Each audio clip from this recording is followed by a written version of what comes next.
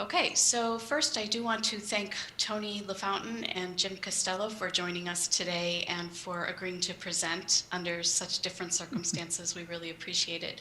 And again, we do want to thank the PCTV staff for hosting us. Dave, Brian, Amy, I think Brandon as well. Thank you so much. I'm going to get started and share my screen.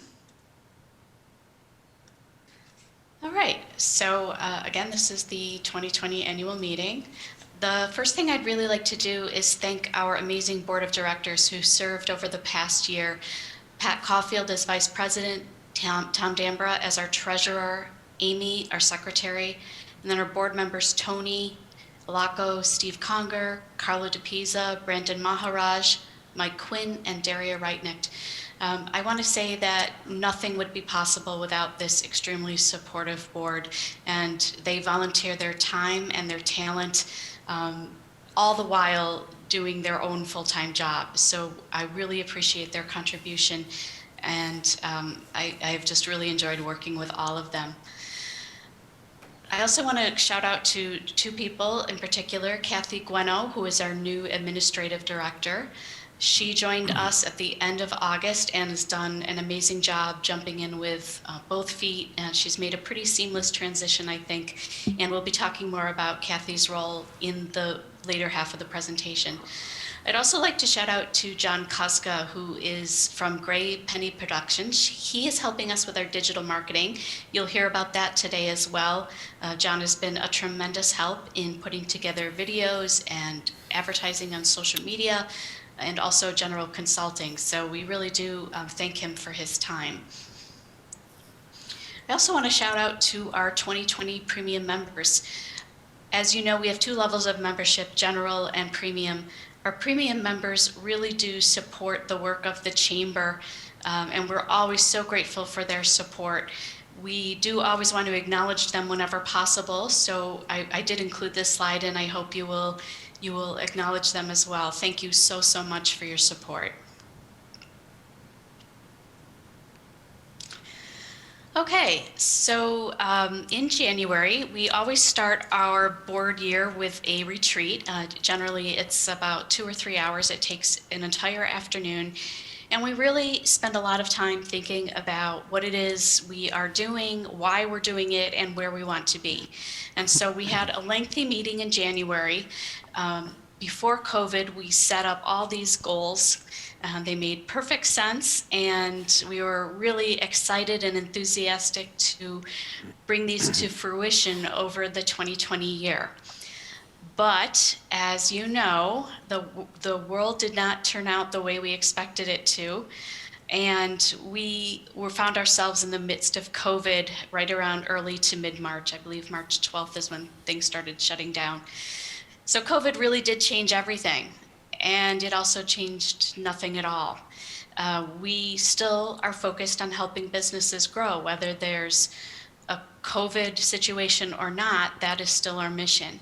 So we regrouped, our board regrouped, and we reprioritized what it was we wanted to focus on for the remainder of the year. We were pretty sure this was going to be a long-term situation with the pandemic. So we instead created some new goals.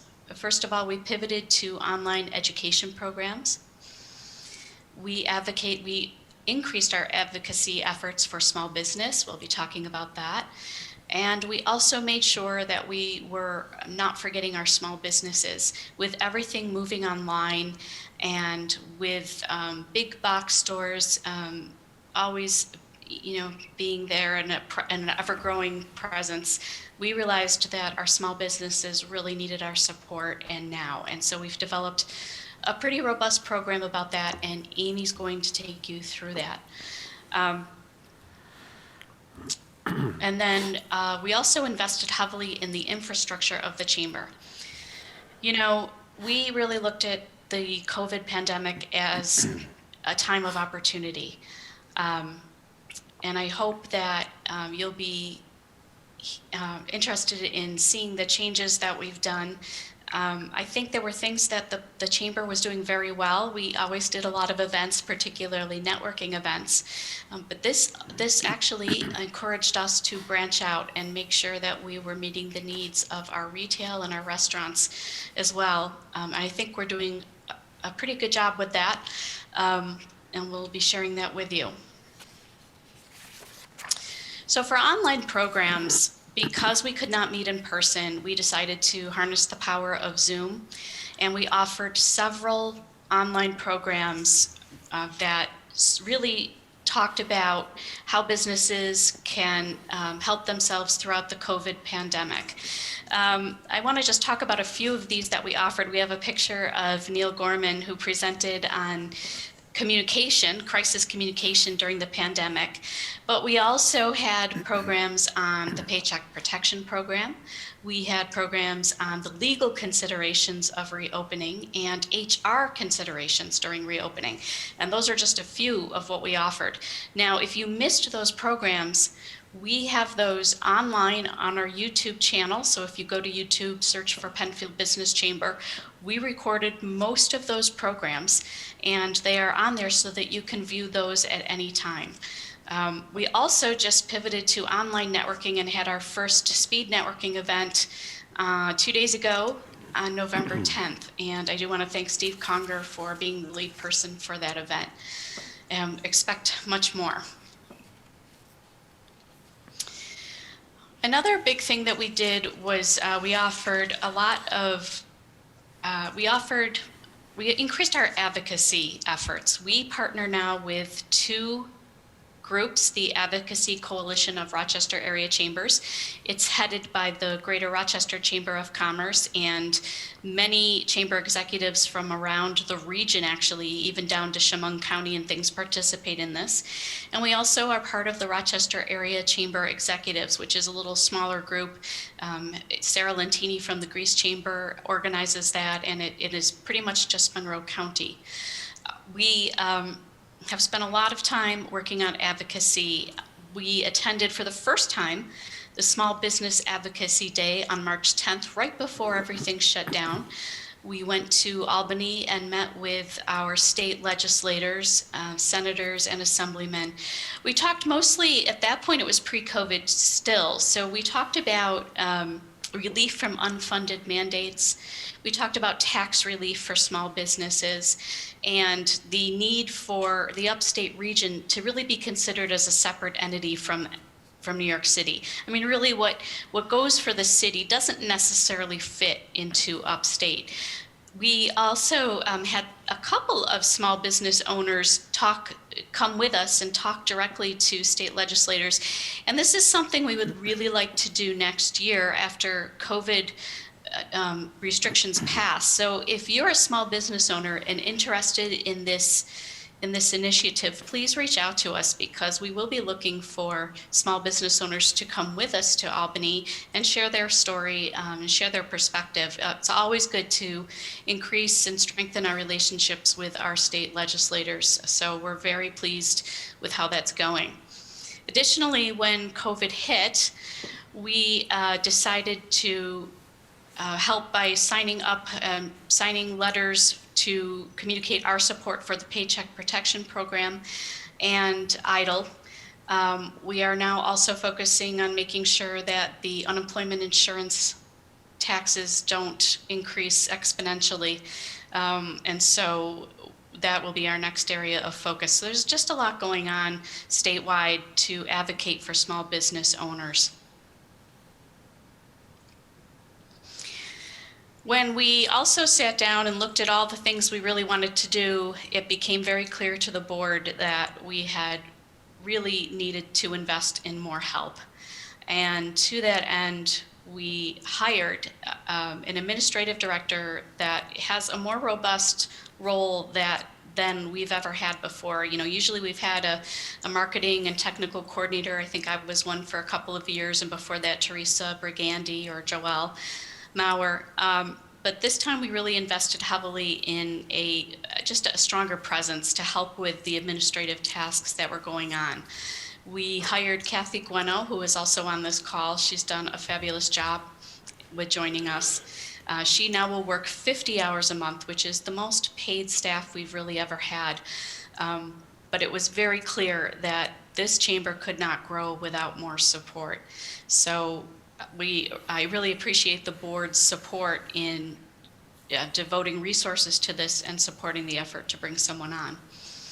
We also knew that we had a lot more to do with social media and getting better at communicating with our membership and with the community at large. So we engaged in contracting with John Koska. That name might sound familiar to you. He used to be a weatherman on our news and now is involved in digital marketing. He owns his own company, Gray Penny Digital. And so I also want to acknowledge the contribution John has made with us.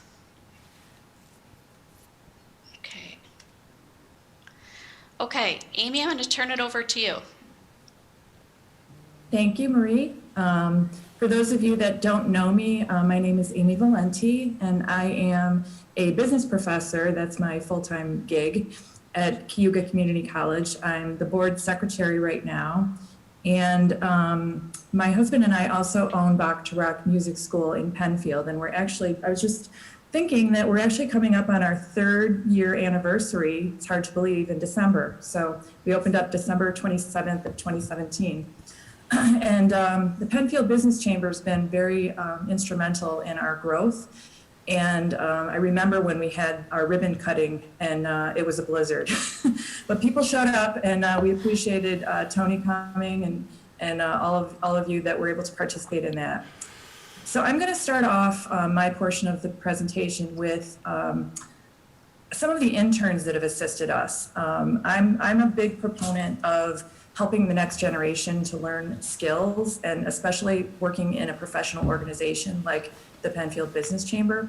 So we had 3 interns and one of them we're still working with right now, that really helped us a lot. We had Casey Dreschler. He was an intern who assisted us with coming up with the concept of the restaurant week and coming up with all the details.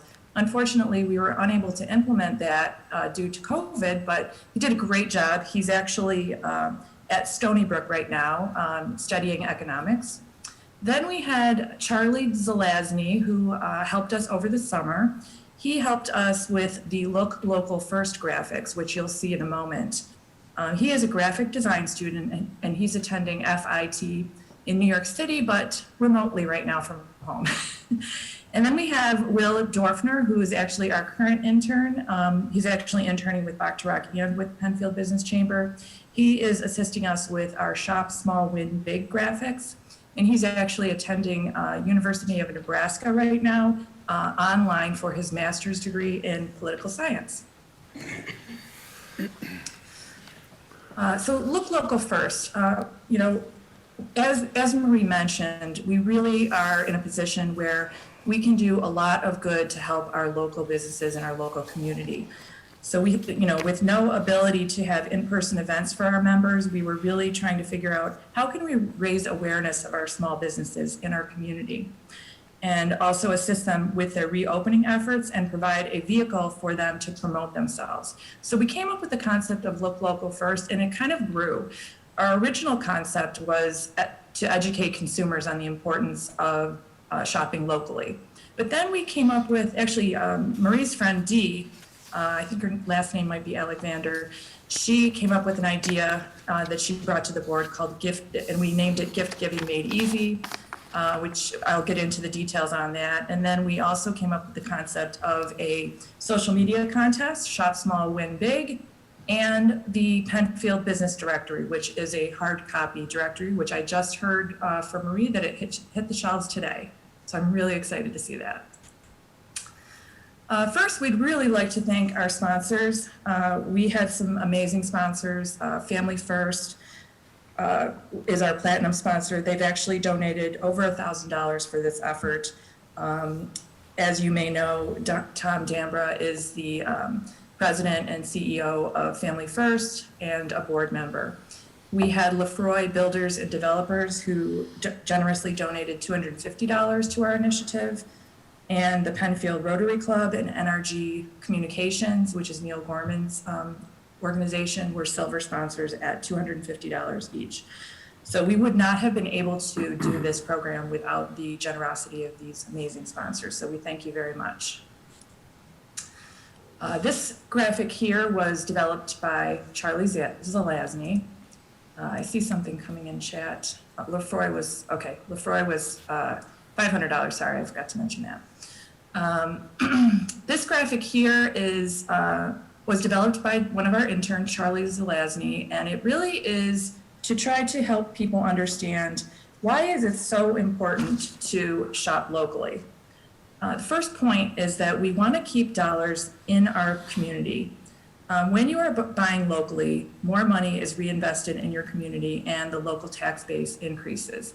So for every $100 that you spend, $68 stays in your community if you're shopping locally versus $1 if you're shopping online. The other main point was that shopping locally creates jobs in your community. Small local businesses are the largest employers nationally, and most new jobs are created by local businesses. So that's another reason why you want to support your local businesses. And then the third point was that when you shop locally, you get a personal touch, and people who shop are people who are shopping locally are dealing sometimes directly with the owner of the business. They're getting that personal touch. And also business owners, small business owners are also coming up with creative and innovative ideas, especially during this time with the pandemic, coming out with new products, new services, new ways to work with consumers. So to support this and continue the process of educating our consumers, John Koska actually came up with these graphics that are being advertised on Instagram and Facebook and also posted on our social media, and also came up with this video clip. So I'm going to go ahead and play this video clip. Some of you may have already seen it, but we would greatly appreciate it if all of you could share this on your own social media to continue to create the buzz that we're trying to get out of this. So let me see if this will work. Here we go.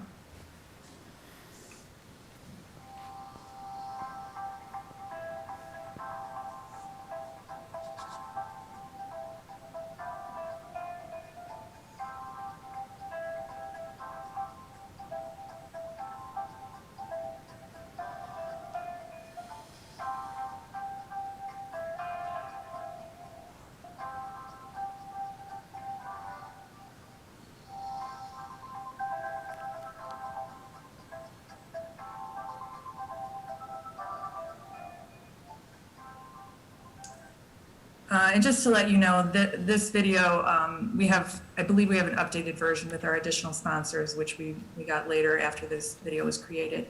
Also want to give a shout out to Marie's son, Daniel Finkelstein, who took all of these shots. So it was great. Oops, I don't want to play again. All right, here we go. The other thing that we're doing is we're, creating some bling. Things like shopping bags, and I'm clearly not a graphic designer. I was doing this last night, so it's not gonna look exactly like this. It'll look better, but just to give you an idea of some of the things that we're doing. We're creating window clings for all of the member businesses. We're creating, in the center here, it's a little hard to see, but this is what's called a webcam cover. And what this is, it goes over your webcam and it opens and closes. And the reason why we're doing that is because that's really the point of purchase. If you're going to buy something online, you're going to go on your computer and, if you see that webcam cover and it says look local first, you might be more apt to say, you know what, I don't need to buy this on Amazon. I'm going to buy this, I'm going to go locally. And then we are doing lawn signs, look local first, and then the grocery totes to hopefully continue to get the word out there. We are developing some flyers as well. I don't have a copy of that yet. So then let's talk a little bit about gift giving made easy. The idea here is that we want to provide a mechanism for consumers to easily purchase gifts or gift cards from our member businesses. And again, this was Marie's friend Dee's idea, so we don't want to take credit for it, but we thought it was an awesome idea. So member businesses can easily set these offers up through our self-service gift giving easy tool, which is really you already have access to this in your account. If you log into your member account for the chamber, you can easily set one of these up. And we are more than happy to sit down with you if you want to go through it over the phone, on a Zoom. I'm more than happy to help you set these up. Right now, we just have a couple of offers out there. We wanted to make sure that it was going to work. But it looks like it's good to go. And you can direct people to a website to purchase something online, or you can tell them to give you a call, whatever it is that you want to do. It's a very flexible system. And we also have John developing some Instagram and Facebook ads. This is just a sample of what one could look like. I actually asked him last night to do it, so he very graciously put this together. So we are going to be spending money to advertise this program on your behalf. So we hope that you will take advantage of it. There's no cost to it. Your membership includes it. And then along with this, we're doing a contest. Contests are really big right now, and we're calling this one Shop Small, Win Big. And it's a social media contest. We're still kind of going through different concepts with the graphics, but this is one of the concepts. We've got a few others, and we're trying to narrow those down. But this is really to further promote customers or consumers patronizing our member businesses. We want to create this buzz. We're going to launch this contest. It's going to run starting on November 23rd, and it's going to go all the way through December 31st. It is going to be promoted through Facebook and Instagram ads, in addition to a press release. And we're really, really hoping that we're going to get some press out of this, because we feel that it's a great advantage for our members, and it supports our members. So member businesses right now are being contacted. Brandon Maharaj you may have received a phone call from him. And if you didn't quite make a decision as to whether you want to participate, hopefully you will consider this. It's really to your advantage. We've actually allocated $500 of our sponsorship budget to purchase gift cards from you, or gifts, whatever that you would like us to purchase from you. In return, we just ask that you partner with us to help us promote this contest. We're going to have 3 big prizes. First place, $250 worth of gift cards. Second place, $150, and third place, $100. And these would be comprised of various member participants. We don't know how many people are going to be partnering with us for this, so we can't necessarily say exactly how much we would be purchasing from each of you. We just have to get an idea first. And the way that consumers are going to be entering this contest is they are going to be taking a selfie at one of our member businesses. And then they're going to post it on their social media, and they're going to hashtag with PBC Shop Small. And winners are going to be selected randomly and notified and announced on January 5th of 2021. We would be providing you with posters, providing you with graphics, providing you with content for any sort of social media posts, and we will be advertising this on your behalf. And then the fourth component of the Look Local First is the directory. This is the cover of the directory. And I'd like to thank Daria from Genesee Valley Penny Saver for really pulling this together. I know it's going to look beautiful. I can't wait to see it. It's going to be 4,000 printed copies, and it's going to be highlighting Penfield community and businesses. There's a section from Tony LaFountain in there, and there's lots of great information in there about Penfield, in addition to a directory of all of the member businesses of our chamber. Let me see if there's anything else I want to say. And it's going to be distributed at Wegmans, Lisa's Liquor Barn. Any of the members who advertised in the directory will also receive copies, as well as having copies available at the town hall. There's also going to be a flip book on the Penny Saver website. And Genesee Valley Penny Saver did all of this, the creative free of charge, which was amazing. So I'd really like to thank the team that worked on this, and I know different people worked on different aspects of this, but it was Daria Reichneck, Danielle Piper, Kathy Gueno, Marie Sinti, Brandon Maharaj, Tony Alaco, and Aurora Murray. I don't know if I missed anybody. I hope I didn't. And that's, I believe, the part of my presentation, and I'm going to turn it over to Tony LaFountain and Jim Costello for their economic development report. First of all, I want to just follow up on Amy's last comment presentation. I actually have a copy of the new directory, and I'm very pleased with it. We don't get a lot of people coming to the town hall anymore due to COVID issues. We still have a lot of people coming to the library, so we'll be talking to Bunny Brinkman at the library to see if we can put them out there for the public to take as they come and go. So great effort on your part. It's a really nice piece of work, so thank you very much. Why don't we jump into our 2020 presentation. I think we've been doing this a long, long time together. It's kind of weird to be doing it this way, but I hope everybody's comfortable and everybody's safe, and we'll move forward. So today we're going to talk about a few things. I'm going to have Tony talk about the financial wellness of the town. We're going to then talk about the accomplishments and projects taking place in the town of Penfield during 2020. We're going to have a status of new plans and legislation that's occurring and has occurred. And finally, we'll have a Q&A for everybody. And I do request that you hold off on your questions during the presentation. It could get a little crazy here.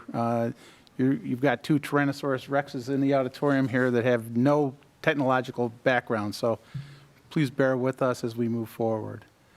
We'll start with the 2021 financial wellness of the town.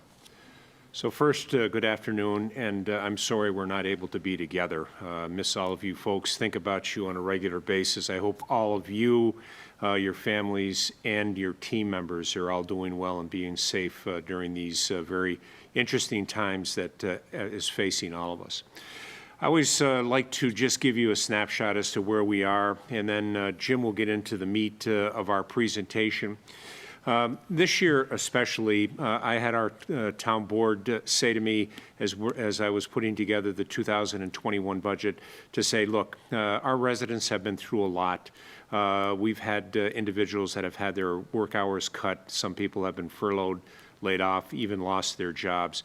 And one of the strong messages that the town board said is that as we go into 2021, we need to take that into account and make sure we're doing everything we can as a community to assist our residents. So you'll see our adopted budget in 2020 was approximately $20.6 million. This year, for 2021, we recently adopted a budget of $20.6 million. We kept that flat. Our tax rate remains flat at $2.78 per thousand. Again, I want to recognize the town board for their direction in supporting this effort.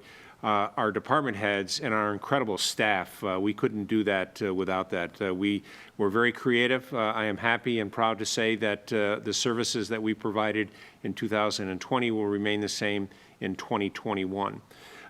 We remain the 5th lowest tax rate in the county. We would, a lot of times folks refer to us as the 4th lowest. However, our friends in Riga have no town tax, and that's as a result of their landfill.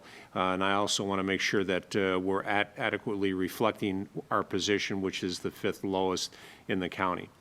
We're under the state tax cap requirements. That's very important, and that's something that we have consistently done overall since the tax cap was put in place. We have a no designation in the New York State fiscal monitoring system. That's very important. If you have a designation, then our friends from the state come to help you. And we know that they have their hands full taking care of themselves. We don't need their help. I think locally we do a great job of managing everything for our residents. And then our credit rating is one of the highest in the county and across the state at AA1. We're very fortunate and very proud of that fact. And that's through a lot of work, especially our town board and our department heads that help us make sure everything that we're doing for the right reasons. We're doing it for solely for the impact of all of our residents and doing it in a way that we make sure that we're still getting good things done in Penfield. And at this point, the reason that we do this is all the great work that Jim Costello. So we would like to share with you at what we're doing at the town of Penfield to look local first. Mr. Costello. Thank you, Tony. So let's go through some of the accomplishments the town has undertaken and some of the projects that are currently under construction during 2020. We get a lot of calls on a regular basis regarding Shadow Pines and the Clark House, so I figured we'd start with the Shadow Pines. Shadow Pines, we were in the process with the town board on November 19th of 2019 of trying to determine what to do with that property. The town board then authorized engineering firm BME to prepare a conceptual master plan for the property to get a feel for what could be done out there while trying to protect the integrity of the rural aspect of it, the undeveloped aspect of it. And during that period of time, of course, COVID jumped in, as Marie had mentioned earlier. BME then undertook the process of developing a plan. The plan was completed to a point where we were able to hold an informational meeting, a public informational meeting on March 11th. We did receive a lot of valuable input from the public, took that back to the consultants, and they upgraded the plan to reflect a lot of the comments that came out of that public informational meeting. And on August 19th, the town board was able to accept the plan, which I think we received a lot of positive comments and input regarding its final design. So the plan is in place. It's available on the town's website. You can go in and look at it anytime you'd like. There's a small narrative that goes with it that gives some explanation as to why we got to where we were. So if you get a chance, please take a look at it. And if you have any questions, don't hesitate to call us if you have anything that you need to know more about that plan. The next one is the Clark House. Everybody asks us about the Clark House on an ongoing basis. The town board recognized the need to figure out what could be done with the Clark House. It's quite old, as you know. I think it was around 1811 or 1812, somewhere in there that it was built. The town board then authorized Plan Architectural Studios to do a needs analysis and passed a resolution accepting Plan Architectural Studios as the applicant to, or the contractor to do the work. They have been working since August 5th, preparing an assessment of the property. They've had several contractors in there looking at it, HVAC, the structure itself, anything that needs to be done to upgrade or make it functional again for a potential tenant. We have been talking to a tenant. We have not finalized any details yet, but the tenant's still very, very interested, even through COVID. And we were working with the tenant, a potential tenant, to see if we can get him in here and get the building occupied once again and make it useful for the public. So we'll have that project or that needs assessment completed hopefully next week. And once we have that, we can then share it with the potential tenant and see what he can do and what we have to do to make the thing viable again. One of my favorite projects of the year was the demolition of the old mobile station on the corner of Browncroft Boulevard and Creek Street and Blossom Road. That was sitting there for a long, long time, just degrading down to nothing. I want to give Michael Quinn a shout out because he was instrumental in helping me get that taken down. It is now a clean site, a clear site. I'm not sure it's quite clean yet. They still may have to do some remediation, but I know it's near the end of the process for remediation. And I know that Michael has got the property for sale. So hopefully, if anybody has any questions about the status of that, they can talk to Michael as well.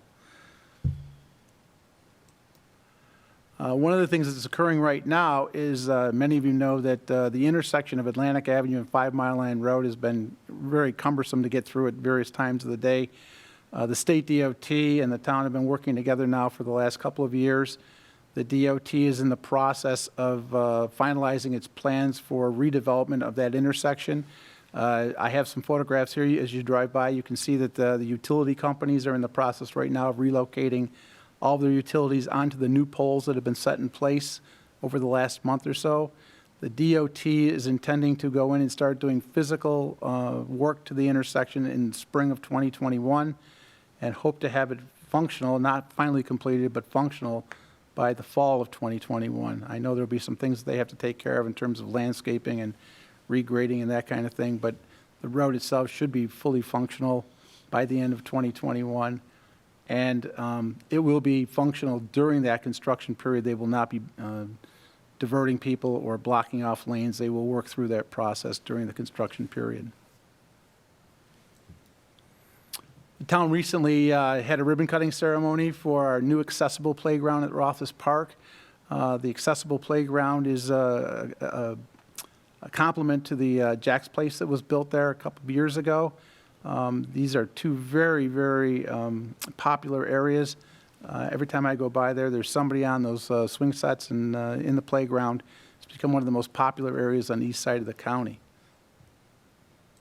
One of the big projects undertaken this year was the development of a 98-unit apartment building on Empire Boulevard. This is the site of the former Basil's restaurant. The Daniele family, I think, has probably had their way with restaurant operations over the years and are no longer interested in doing that. They did come to the town and ask for an approval, which they received in December of 2019. They've been working through the process of COVID and everything else, and the building is totally enclosed at this point in time. I'm anticipating that it may be open for rent sometime maybe in the spring of 2021. We recently had a new Starbucks open at Baytown Plaza. It was supposed to open up quite a bit earlier. It did finally open in October. With COVID going on, a lot of the construction activity had to go to a halt during COVID, in the early part of COVID, but they were able to continue on. And it's now a very, very popular operation in Baytown. The town board recently approved a 60-unit apartment building. This building is going to be constructed immediately behind the K2 Brewery on Wilbur Tract Road. It's kind of an important project because some of the main components of it were through an incentive zoning process. The incentive zoning took into account the fact that the applicant is going to construct a left turn middle lane improvement on Empire Boulevard at Wilbur Tract Road, which is very, very necessary, particularly since the K2 Brewery has opened. It's not the safest intersection to get in and out of at this point in time, but the developer is going to install that new turning lane as part of the construction of the project. He is also going to provide additional area for the K2 Brewing Company to construct additional parking, which it desperately needs. And then finally, he's going to donate about a 5-acre parcel to the Monroe County Parks Department to tie into the Lucian Moran Park on the south side of Empire Boulevard as part of the incentive. So we're kind of excited about this taking place. Hopefully it'll create a safer situation for those using the K2 Brewery and more particularly to the residents that live on Wilbur Tract Road. And this should start in the spring of 2021. We're happy to report that Perri's Pizzeria did open up and is fully functional right now. They took over the old Guida's Pizzeria site, which has been sitting vacant now for a period of time. We're really excited after meeting with Mike Perri that he is going to be a real asset to the community, and I certainly hope that he joins the PBC if he hasn't already done so. You want to make sure that you try and get him into the group. He's got a lot of energy and probably could help the PBC quite a bit. We're happy to see that the former Weston Company jewelry building on Empire Boulevard, on Bay Road, 1225 Bay Road, is being converted into a Simply Crepes business. They received approval earlier this year. They've been working with the next door neighbors to secure parking arrangements, as they only had about 9 spaces on the property. They are currently building another 20 spaces, but they are also working out arrangements with the next door neighbors to allow them to park their clientele on those properties as well. So this should open up sometime early in 2021.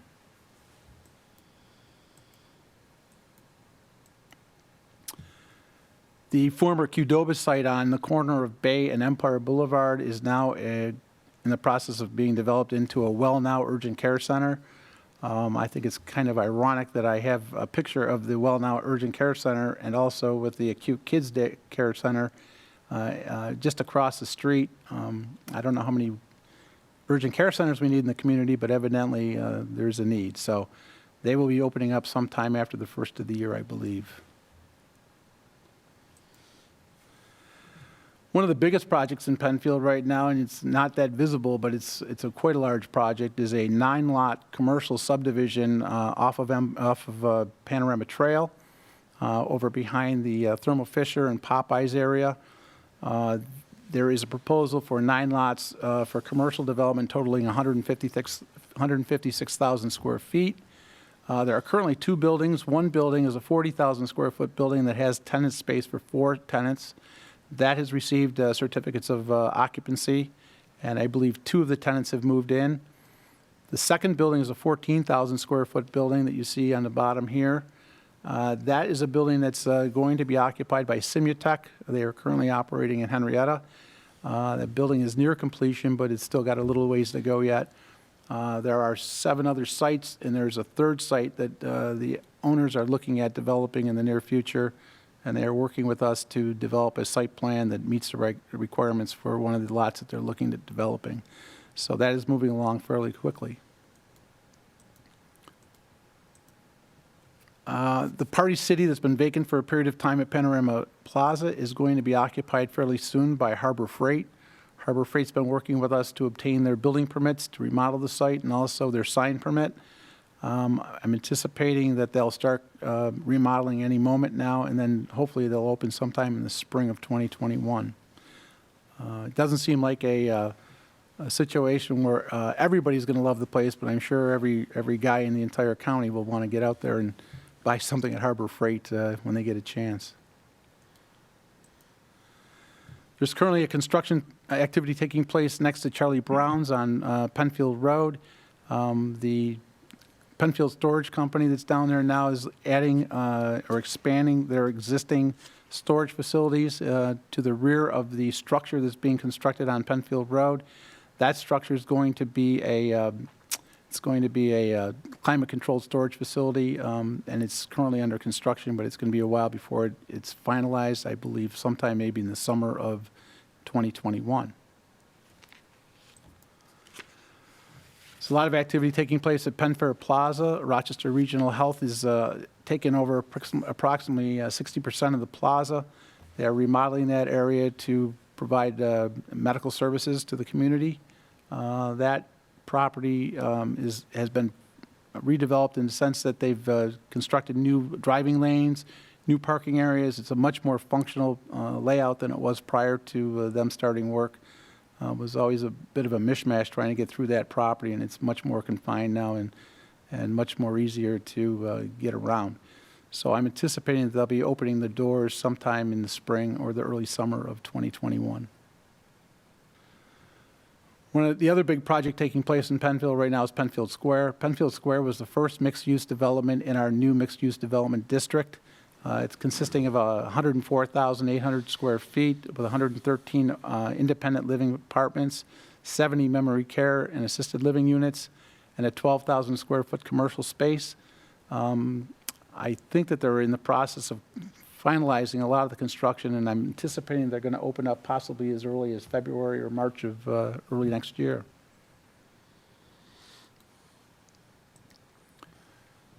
We had the town board a couple of years ago in 2018 approved 2 buildings to be constructed just north of the project where Moe's and AT&T were constructed, and just south of the car wash on Route 250. The owner is selling the property, and one of the owners, one of the potential buyers, is interested in developing the front building as a Burger King. It was approved as a 2-unit building that was going to have a sit-down restaurant and retail space in it. They are now looking to develop a full restaurant on site.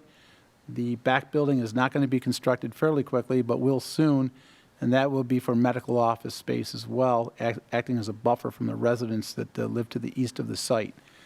This is also an incentive zoning project, and the incentive in this particular case is to have the developer develop a new access road up to the property that Mr. Trow owned, so that there can be access out to Penfield Road past the M&T Bank in that area just to the north. We're hoping to get that done sometime in mid-2021, where that building will now be open to the public.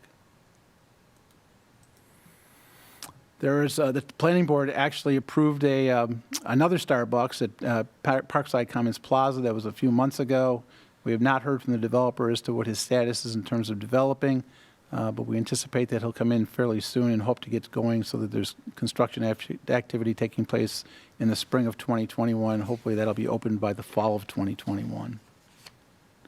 This is the site of the former First Niagara Bank and the Verizon store that just left recently. The Grossman's property has been sold. Pathstone and Christa Construction are proposing to develop the site.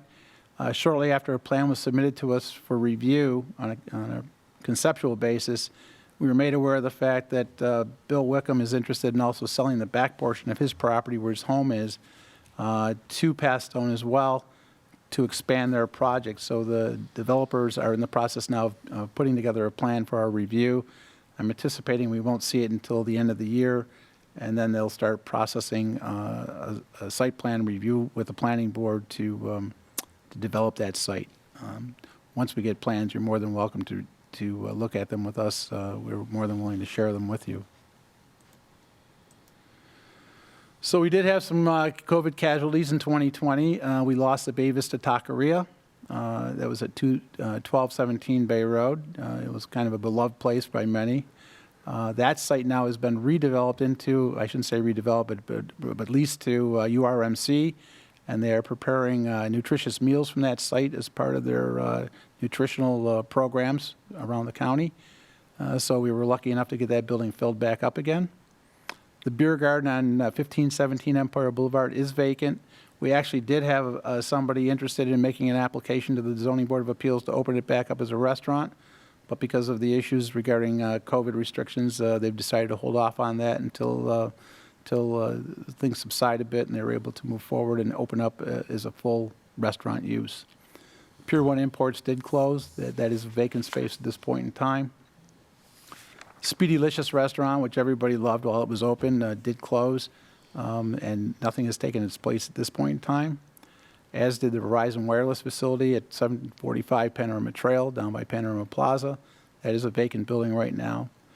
Penfield Hots at 1794 Penfield Road is closed. We do have an application before the town board. There's going to be a public hearing on December 2nd to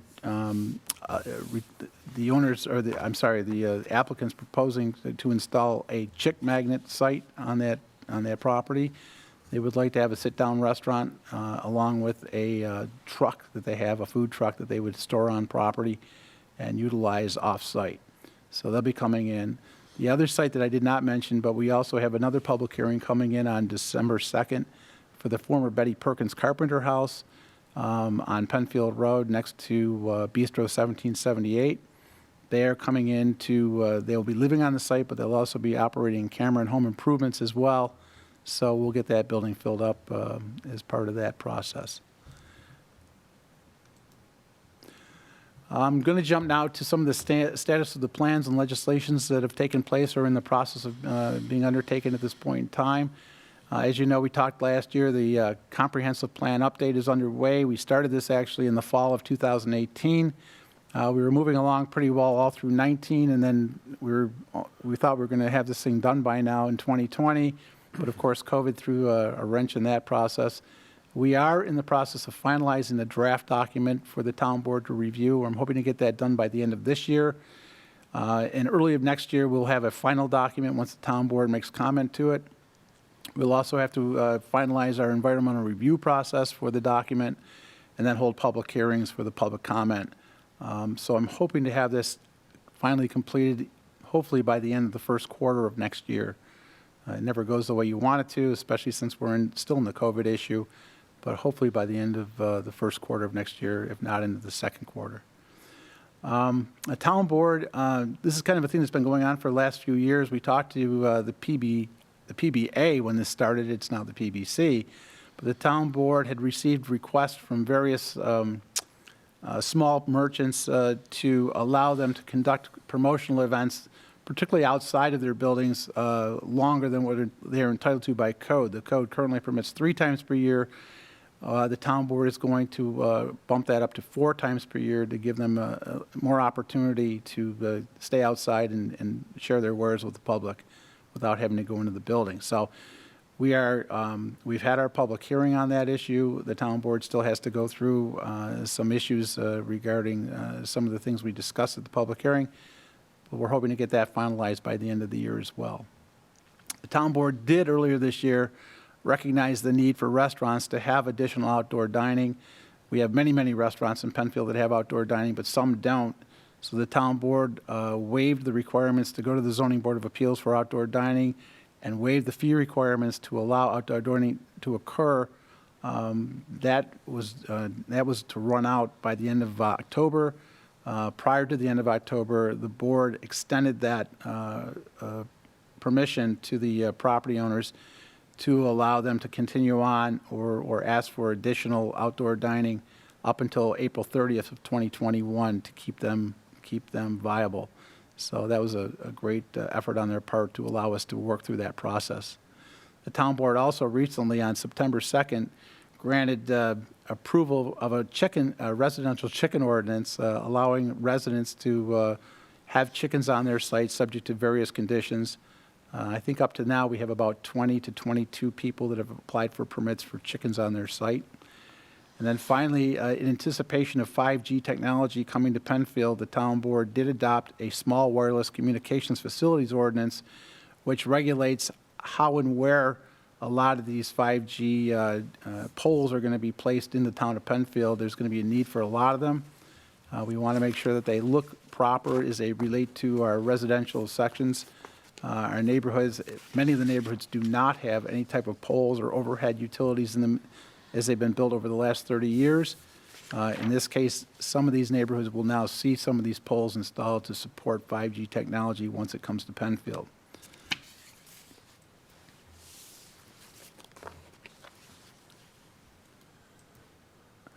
All right, I guess that's about it for all I have this year. If anybody has any questions, I'd be more than happy to answer them.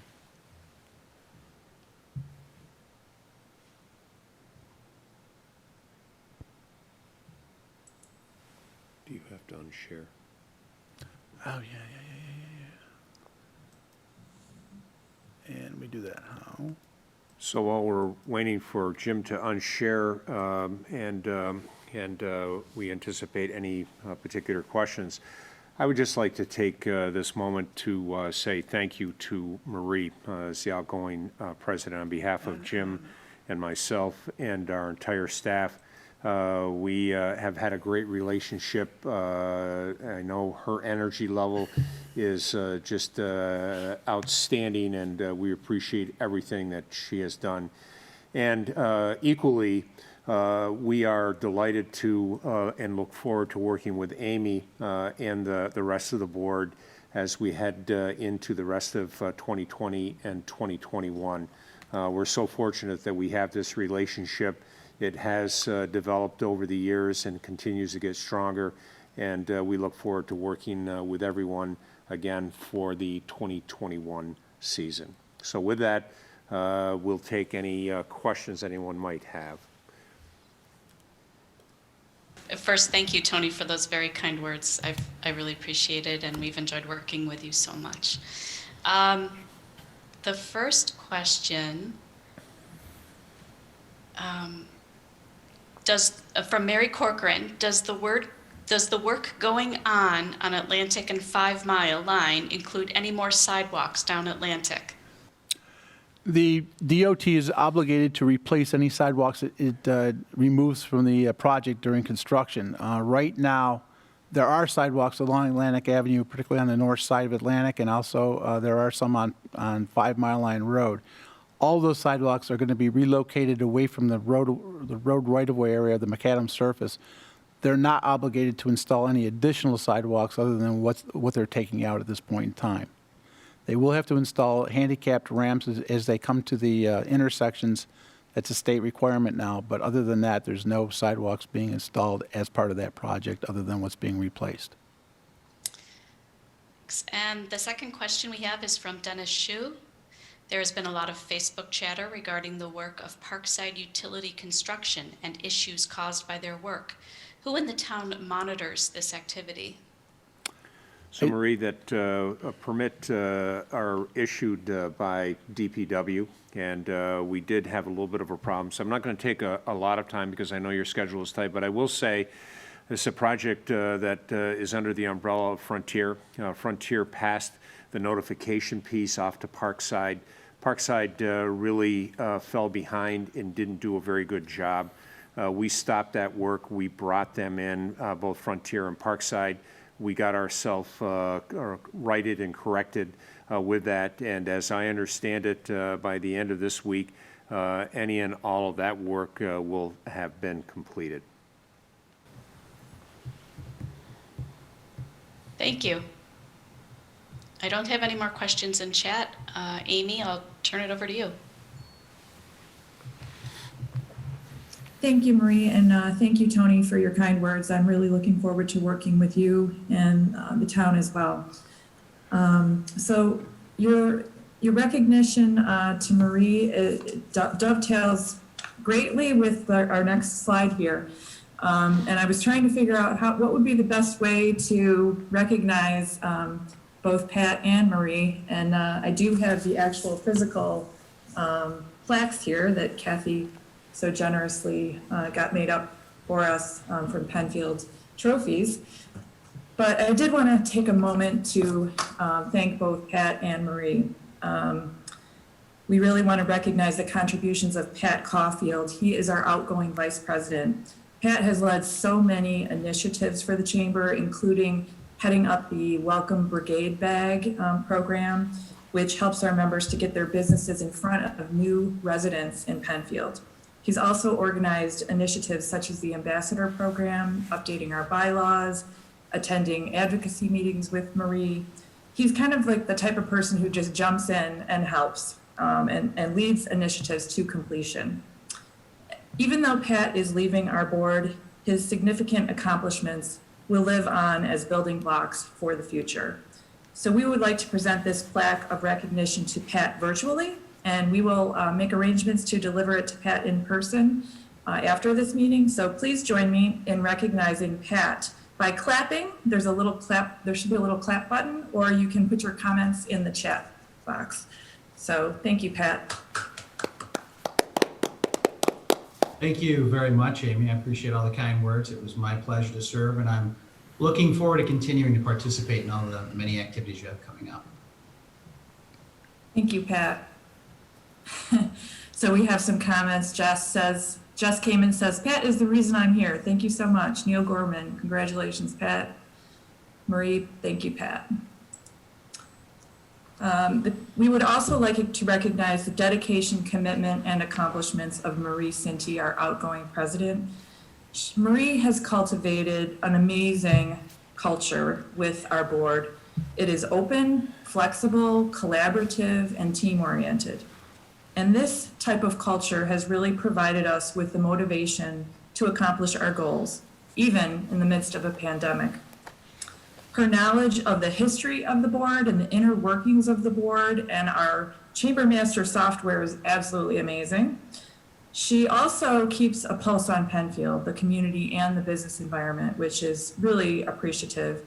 She really takes the time to get to know members personally, which I think is a wonderful quality. And I know that our members truly appreciate that. Even though Marie's stepping down as president, she will remain on our board, leading our programs and events, which is really her passion and area of expertise. So we would like to present this plaque of recognition to Marie virtually.